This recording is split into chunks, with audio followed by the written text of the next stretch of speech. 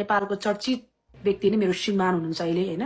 अहिले हाम्रो रिलेसन राम्रै छ अब यत्रो घर सर सबै कुराहरु दिनुभएको छ सबै कुराहरु पुर्याइदिनु भएको छ म चाहिँ यस्तो के दाइ सबै कुरा एनी हाउ मनीले मात्र नहुँदो रहेछ क्या मान्छेले शारीरिक आफ्नो अङ्गलाई के चाहियो त्यो कुराहरु चाहिँ श्रीमानले नबुझेपछि छोरी मान्छे के हुन्छ थाहा छ बाहिर बौलाउँदै हिँड्छ हैन सेटिस्फाइड नभएपछि हो त नि त मान्छे त्यो बोलाउँछ नि 35 त कसरी हुने त दाइ भन न अब यत्रो बुढो भइसक्यो खै दादालाई फोटो 58 वर्षको मान्छे म 32 वर्षको मान्छे हामी कति फरक छु के म त आश्रममा जान्छु बर्थडे मनाउँछु त्यति बेला ओली किङले सम्झिन्छ नि शर्मिला हैन के सम्झिदैन सम्झिन्छु किन उहाँ त एकदम राम्रो लाग्छ मलाई दाइ एकदम राम्रो लाग्छ यस्तो हुन्छ क्या मान्छे नचिनेपछि को लाग्छ हैन अस्ति चाहिँ कस्तो रुन मन लाग्यो दाइ यस्तो कठोर मन भएको केटी म है यति कठोर छु हैन अब यति मन पनि एकदमै उच्च हैन त्यो ब्लग हान्यो भन्दाखेरि त कस्तो त्यो मान्छेलाई कस्तो हुँदो रहेछ क्या त्यो बोयफ्रेन्ड गर्लफ्रेन्ड छुटे जस्तै भइरहेको क्या दाइ म त कस्तो भने म एकछिन त कस्तो भगवान म कहिले पनि तपाईँलाई म्यासेज पनि नगर्ने मान्छे एक्कासी तपाईँलाई मैले म्यासेज पनि हैन ओली किङले चाहिँ अब टिकटकमा छाडा बोल्दैन हैन बरु म कहिले काहीँ बोलिरहेको छु रिटाउँछ मलाई ओली किङ त फेरि बाहुनको छोरा हो नि त त्यो भए चाहिँ बाहुनहरुले त प्रायः जस्तो बोल्दैन नि छाडा अहिलेसम्म बोल्छ छाडा बोल्छ म सुतेको बेलामा बोल्छ होला नि नत्र भने त म प्रायः जस्तै मैले त त्यो ओली किङ भनेर टिकटकमा हेरेको त आम्मामा टिकटक भयो आउँछ यसरी भाइरलहरु आउँछ त्यो त होइन ए त्यो मलाई थाहा भएन म सुतेको बेलामा लाइभमा बस्छ होला नि नरेशलाई त अनि डरो भनेर रहेछ नि त ओली सरले त अनि त्यो नरेश त्यो अर्कै मान्छे हो त म होइन के त्यो म सुतेको बेलामा बोले नि मात्रै नत्र भने त कहाँ बाहुनको छोराले बोल्छ बाहुनमा हुर्केको मान्छे अनि म होइन रात अहिले बोल्यो के रात ओली किङले बोलेको पठाउनु त मलाई बरु म चाहिँ कहिले काहीँ बोलिरहेको हुन्छु नेपालको चर्चित व्यक्ति नै मेरो श्रीमान हुनुहुन्छ अहिले हैन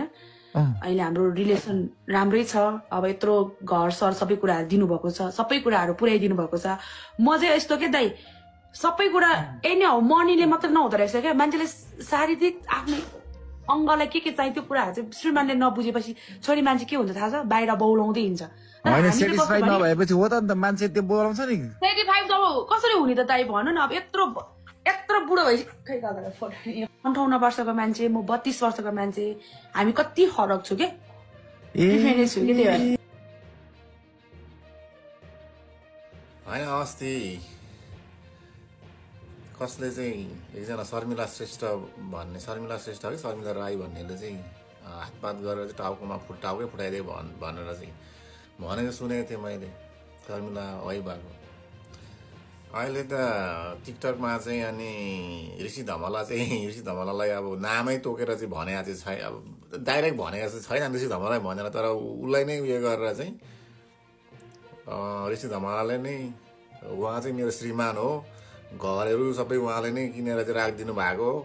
हैन हाम्रो राम्रो छ सम्बन्ध भनेर चाहिँ आइरहेको छ त ड्याङ हौ फेसबुकतिर टिकटकतिर त भाइरल ऋषि धमलाले अनि सेटिस्फ्याक्सन नभएपछि चाहिँ हैन आफू चाहिँ अब अलिक टाढा भएको किनभने 58-60 वर्ष पुगेको ऋषि धमला चाहिँ काजु कतिले पनि नभएपछि चाहिँ आफू चाहिँ अनि अब अरूतिर चाहिँ यसो अब दायाँ बायाँ लागेको भन्ने खालको कुरा पो गरे त शर्मिला वाइबाले साँच्चै नै ऋषि धमला त्यत्रो म त अनि जिमहरू गइरहेको देख्छु जिममा गएर चाहिँ पुरै व्यायामहरू के गरिरहेको एक्सर्साइज गरिरहेको देख्छु म त हुनु त अब उता बुढी अहिलेको बुढी पनि अब भर्खरकै छ शर्मिला श्रेष्ठ वाइबा पनि अब 32 कति वर्षको भन्दै थियो बिचरालाई साह्रै पर्यो होला नि पर्नु त शर्मिला वाइबाको भनाइ अनुसार त शर्मिला वाइबालाई नै भनेको हो मैले अब टिकटकको भिडियो सुनेको मैले हैन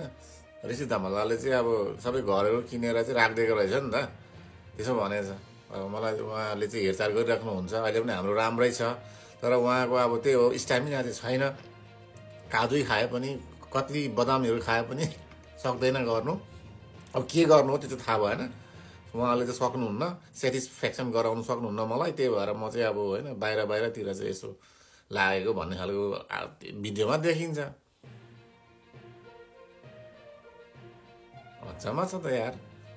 म त पहिले त साँच्चै नै उयो गरेको होला भनेको साँच्चै नै पो रहेछ त ऋषि धमला नि मान्छे चाहिँ जे होस् बुढाले पक्रिन्छ पक्रेको एकपट्टि वाइ भयो अर्कोपट्टि गौतम वाइ ग